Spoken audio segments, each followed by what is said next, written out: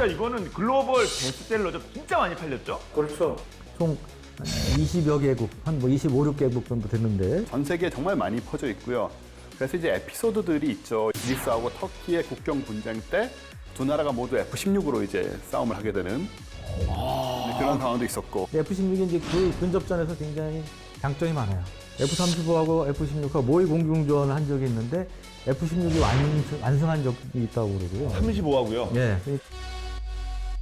어떤 일이 있었냐면 2015년 1월에 있었던 일인데 그 캘리포니아의 에드워드 공군기지 상공에서 모의 공중전이 벌어졌는데 이때 이제 10,000피트에서 30,000피트 그러니까 3,000m에서 한 9,000m 고도에서 이 F-35하고 16이 이 가상 공중전을 17차례를 이제 벌였다고 그래요.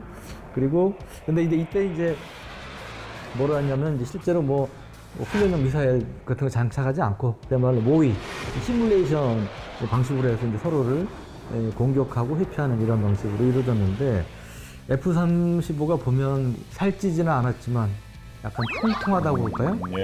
이게 전투기 치고는 좀 통통해 보이죠. 그래서 중딱 정도 되는 그런 느낌인 거예요. 삼계탕에 들어가는 것보단 좀 크고. 여담입니다만 제가 어디 놀러 갔더니 그 용문산 놀러 갔더니 재밌는 게 있더라고요. 나무를 이렇게 딱 간격을 달리해서 이렇게 세워놨어요. 네. 그래서 이렇게 좀 넓은 거 당신은 뚱뚱이 하고 그다음에 약간 좁은 거는 통통이 예. 뭐 당신은 날씬이 뭐 해가지고 제일 좁은 건 저도 한번 가봤죠. 다행히 저는 당신은 통통이 딱 걸리더라고. 그래가지고 그것만 해도 감사하다고. 네, 여간 또 본인 얘기. 뭐가 여담만 하면 본인 얘기예요. 하지 말까? 아니. 하세요. 어차피 해버릴 테니까 그냥. 그래서 하여튼 통통한 이제 편인데 그러다 보니까 약간 이 가볍게 아주 F-16처럼 날렵하게 움직이기에 좀 떨어지는 거예요. 그래서 상승속도 느리고 또 일반 이제 급기동 속도도 F-16에 떨어지고 그래서 공격에 유리한 자리를 잡기가 좀 어려웠다. 이제 이런 평가가 나오는 거고 그리고 회피 능력도 아무래도 좀 떨어지겠죠. 그리고 이제 반대로 F-16은 이 기민한 민첩하게 움직이는데 예를 들어 이제 F-35가 기관포로 F-16을 조준하는 데는 성공했는데 속단 말로 잽싸게 이제 F-16이 빠져나간 이제 그런 경우도 있었고 이런 점에서 이제 F-16이 공중전에서 모의 공중전에서 F-35로 이긴 경우도 있었다는 거고요. 그다음에 F-35 헬멧이 진짜 뭐 하나의 가격이 5억 원짜리 그러니까 어마무시한 이제 그런 첨단 헬멧인데 이게 좀 커요. 영화에 나오는 뭐처럼 이제 좀 크고 그러다 보니까 이 후방 뒤쪽에 이제 적기가 나타날 경우 이걸 이렇게 해서 눈으로 확인하는 데는 좀 애로사항이 있다는 거죠. 17차례의 모의 공중전에서 F-16이 F-35를 여러 차례 이제 격추하는 데 성공했었다고 합니다. 네. 뭐 상대적으로 하지만 F-35가 문제가 크다기보다는 뭐 F-16이 좀 더 뛰어나다. 뭐 생각보다 뭐 이렇게 평가했으면 뭐 제 생각은 그렇습니다. 근데 이렇게 탁월한 이 공중전 능력 뭐 비결이 있습니까? 일단은 뭐 작고 날렵하기 때문에 가능한 건데 이제 전반적으로 이 전투기사에서 F-16이 좀 중요한 지점에 있어요. 왜냐하면 플라이 바이 와이어를 처음으로 도입한 사실 전투 기종이기 때문에 그런 건데 그 이후에는 이제 뭐 전투기란 것이 전부 좀 바뀌었습니다만 개념이 이게 무슨 의미냐? 플라이 바이 와이어는 기본적으로 뭐 컴퓨터가 조종한다는 얘기죠. 컴퓨터가 조종사를 매우 크게 보조를 하면서 이제 같이 조종을 해나가는 그런 시스템을 얘기하는 건데 F-16에 있어서 이제 플라이 바이 와이어가 도입이 되면서 그때부터 어떤 경향이 생기느냐? 이 전투기를 공기역학적으로 굉장히 불안정하게 만드는 게 이제 그 이후에 전투기 다 그렇습니다. 그런 이제 흐름이 생겨나게 되죠. 이건 무슨 얘기냐면 사람이 매뉴얼로는 비행기를 띄울 수가 없어요. 이렇게 공기역학적으로 불안정한 상태이기 때문에 띄울 수 없는 거를 기계가 보조를 해야만 이걸 이제 사실 제대로 조종을 할 수 있는 그런 시스템인데 왜 그러냐 하면 갈 때 앞으로 가는 힘과 이게 추진력이죠. 추력이고 이제 요거를 이제 공기 저항, 항력, 그리고 올라가는 양력, 밑에 중력, 무게로 인한 이게 이제 보조를 맞추면서 비행기가 떠서 날아간다 이렇게 얘기를 여러 번 드렸었잖아요. 근데 보통 비행기라는 것은 이제 무게 중심이 있으면 그 양력 중심이라고 그래요. 공중에 뜨는 지점이죠, 중심이 항상 뒤쪽에 있었습니다, 옛날에는. 그래야지. 왜냐하면 비행기는 앞으로 가면서 이 사실은 지난번에 얘기했지만 공기 저항으로 뜨는 거기 때문에 항상 앞이 들리게 돼 있어요. 이게 숙명입니다, 비행기에. 앞이 들리게 돼 있으니까 무게 중심이 앞쪽에 있어야, 양력 뜨는 중심보다 앞쪽에 있어야 이게 다시 이제 무게로 내려와 가지고 이 평형을 맞춰 갈 수 있어서 플라이 바이 와이어 같은 이런 시스템이 도입이 되면서 이제 F-16부터 어떻게 됐냐면 양력 중심이 무게 중심보다 앞으로 오게 된 거예요. 그건 무슨 얘기냐면은 비행기가 앞쪽으로 끊임없이 들리죠. 그래서 인간은 이걸 조정할 수가 없고요. 이 상태를 대신에 컴퓨터가 계속 보정을 하죠. 계속 이제 그 형태부터 시작해서 비행기의 형태부터 시작해가지고 그 다음에 이제 비행기 이제 뒤에 뭐 수평 꼬리 날개라든가 기타 등등을 이제 컴퓨터가 계속 작동을 시켜서 얘를 계속 유지를 시키는데 이게 무슨 장점이 있느냐? 아까 이제 급선회, 급상승 또 뭐 예를 들어 코브라 기동 같은 그런 식의 움직임이나 이런 것들을 보일 땐 앞쪽이 떠야만 제대로 무게 중심이 사실은 뒤쪽에 있어야 이게 훨씬 더 원활하게 그 매뉴버라 그러죠. 동작을 할 수 움직임이. 있단 말이죠. 그래서 이제 이렇게 불안정하게 무게 중심을 뒤로 놔버리고 양력 중심을 앞으로 놔버리고 비행기가 항상 뜰 수밖에 없는 상태에서 조종을 해놨다가 그러면 이제 간단한 조종으로 비행기가 바로 위로 들리겠죠. 그래서 이제 급상승도 가능해지고 네. 이런 시스템이 이제 처음 F-16에 도입이 된 겁니다. 물론 뒤에 전투기들은 다 그렇습니다만은 거기에다가 이제 비행기가 가볍고 작고 하니까는 F-35 같은 이제 최신의 전투기하고도 붙으면은 사실 독파이팅 쪽에서는 훨씬 더 유리한 것이고 이런 시스템은 공기역학적으로 굉장히 불안정하지만 그 불안정함을 활용해야 되는 그런 전투기 입장에서는 사실은 컴퓨터가 도입이 되면서는 이제 활용할 수밖에 없는 그런 방향이 된 거죠. 네. 자, 그렇게 된 만큼 또 여러 가지 또 챙겨야 될 것도 많아졌겠어요. 당연히 전투기가. 그렇죠. 이제 이렇게 여러 가지 뭐 변화 발전 긍정적인 있으면 거기에 따른 이제 약간 부작용 비슷한 뭐 그런 것들이 이제 생길 수 있는데 예를 들어 이 기동성이 큰 만큼 비행기가 받는 힘도 크지 않겠습니까? F-16 같은 경우 9G, 9G까지 이제 기동을 해요 보통. 근데 이거만 해도 전에 전투기들이 받았던 것보다 큰 이제 압박을 받게 되는 거죠. 그래서 초기에 F-16 같은 경우 장시간 비행한 다음에 기체 날개 기골, 이 뼈대에 금이 가는 뭐 그런 경우도 생겼다고 그래요. 그래서 그걸 이제 보강을 하기도 했고 또 조종사가 전에보다 많은 더 센 중력 가속도를 받게 되죠. 그런 경우 이 충격을 상쇄하기 위해서 조종석을 종전 전투기에 비해서 더 뒤쪽으로 이렇게 기울인 형태로 이제 만들었다고 합니다. 그리고 이 조종 계통에도 좀 형태에도 변화가 생겼는데 전에 두 무릎 사이에 이제 무겁고 커다란 이 조종관이 있었는데 이제 그게 없어지고 조종사가 오른손을 편하게 올려놓은 위치에 이 사이드 스틱 조종관을 이제 배치를 했다는 것이죠. 그리고 또 하나 아까 말씀하신 이 플라이 바이 와이어로 인해서 이 조종면들이 컨트롤러하고 기계적으로 이제 연결되지 않았기 때문에 이게 이제 가능해진 이제 일이라고 합니다. 그리고 또 조종 계통이 이 조종면하고 분리가 되면서 이 급격한 비행을 할 경우 이 조종관하고 페달 등에 조종사가 강한 힘을 이제 가해야 되는데 이런 것들도 역시 좀 줄일 수 있는 그런 여지가 됐죠. 그러니까 좀 더 큰 압박 뭐 이런 부담 없이 이제 좀 자연스럽게 편하게 이제 조종을 이제 할 수 있었다는 것이고요.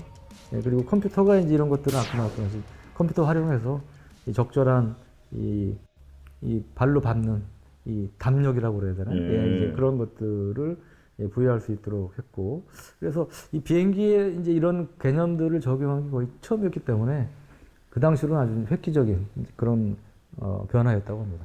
전투기 당연히 이 조종 이게 여기 딱 올라가 이거 아닙니까? 이거 영화 보면 카메라 아래 딱 찍어갖고 이거 딱 이거 근데 이게 요즘 이게 아닌가 보군요. 이게 딱 이렇게. 저는 이제 후방석에 몇 번 타봤는데 딱 가운데에 뭐가 있는 줄 아세요? 이렇게 삼각형 고리가 있어요. 고리가 달린 게 이렇게 올라와 있어요. 아 어디 이 다리하고 다리 사이에 가운데. 허벅지 사이에. 예. 근데 그게 뭐냐면 파출 좌석 누르는 거예요. 그래서 이거 땡기면 그냥 튀어나가는 거예요. 그러니까 이제 제일 비행기 타기 전에 주의를 주는 게 절대 그거 땡기지 마라. 그렇지 않겠어요? 땡기네. 이렇게. 이거 영업. 그렇죠. 이렇게 하죠. 이게 그거예요. 이게 딱 가운데 있어. 그래서 저도 정말 딴 거보다 절대 땡겨 안 됐다. 아예 그냥 손을 양쪽으로 일부러 안 모으고 이렇게 벌려놓고 계속 있고 그러게요. 예. 잘못하면 땡길까봐. 네. 아이고 그 유영 기자가 그 익숙하지 않으니까 땡길지 모르니까 이걸 뭐 막아놓을 수도 없는 거 아니에요. 그렇죠. 무슨 일이 생길지 모르는데 비싼 거 막으면 안 되는 것처럼. 진짜 요 가운데 딱 이렇게 있군요. 실제로 전에 공군에서 이제 그런 사고가 있었어요. 활주로에서 전투기에 이렇게 이동하는 걸 택싱이라고 그러잖아요. 모 장군님이 그 잘못 당겨가지고 거기서 사출이 됐어요. 예. 뭐 낙하산 나오고 이러긴 하잖아요. 예. 근데 이제 그 캐노피니까 날아가고 폭파시켜 버리니까. 예, 돈 엄청나게 이제 수리비가 나오는 거죠. 아이고. 아니 장군님은 공군 장군님 아니었겠어요? 왜? 다른 왜 그러셨을까?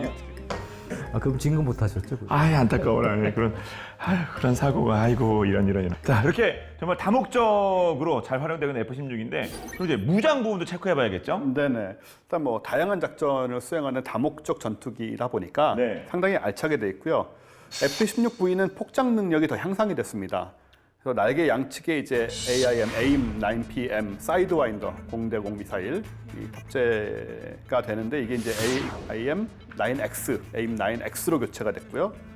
GBU 12 페이브 A 레이저 유도 폭탄 그리고 암람 중거리 0대0 미사일 많이 나왔던 네. 기종이고 날개 하단부에 AGM 84 공대 함 미사일, AGM 65 매버릭 공대 지 미사일 이렇게 6발의 각종 미사일을 적재할 수 있고요. 아까 얘기 안 드렸는데 F-16V 같은 경우에는 지금 이 레이더가 A사 레이더 등이 부착되다 보니까 무게 중심이 달라져서 무게추를 붙인답니다. 아까 말씀드린 것처럼 무게 중심이 굉장히 중요하기 때문에 이 기동성에 있어서 무게추를 붙이는 방식으로 또그 업그레이드도 해야 된다고 그러더라고요. 네.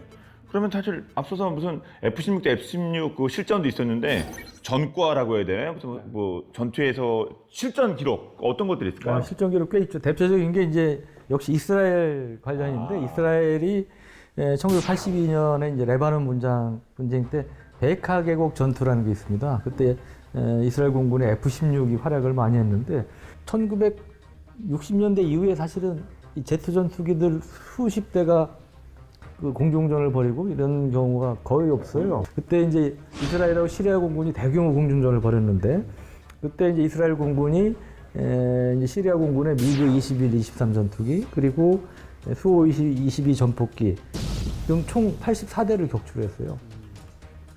이게 거의 84대 0이라는 0? 84대 0이라는 압도적인 압승을 거뒀는데 여기에 이제 44대가 F-16에 의해서 이스라엘군의 F-16에 의해서 이루어진 것이고요.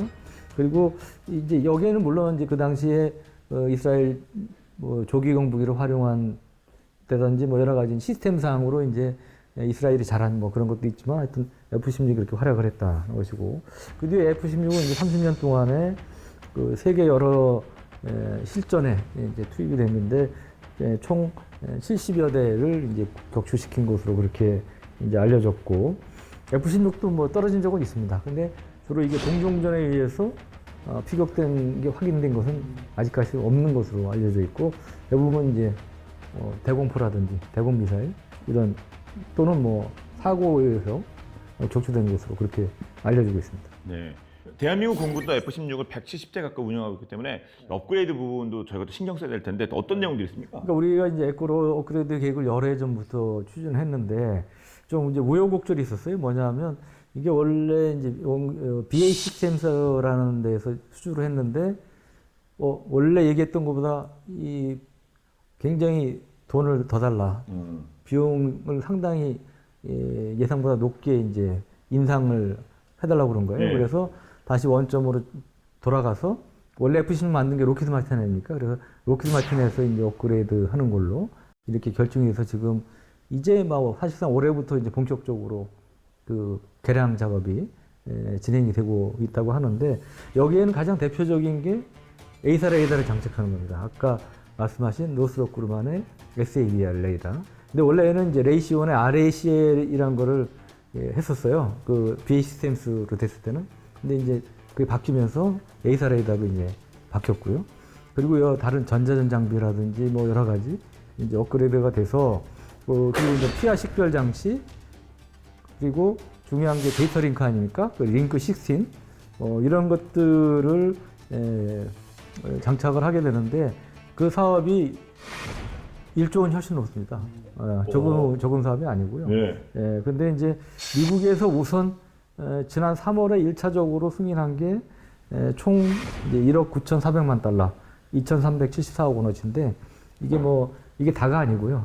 아까 말씀드린 1조 원이 훨씬 넘는 사업이기 때문에 단계적으로 계속 여러 해 동안 진행이 될 예정입니다. 네. 그럼 그렇게 개량된 F-16은 뭐 또 다른 뭐 능력이 다 발휘되겠죠? 그러니까 그 기존의 F-16에 비해서 우선 레이더가 A사 레이더 그러니까 공중무역 능력 이런 게 향상이 될 것이고 탑재하는 미사일이라든지 그다음에 폭탄 이런 것들도 좀 더 다양한 형태의 무장들을 탑재할 수 있기 때문에 뭐 전투력이 기존 F-16에 비해서 구체적으로 수치로 얘기하기는 좀 어렵지만 대폭 향상이 될 것이다. 예, 그렇게 예상을 하는 거죠. 네.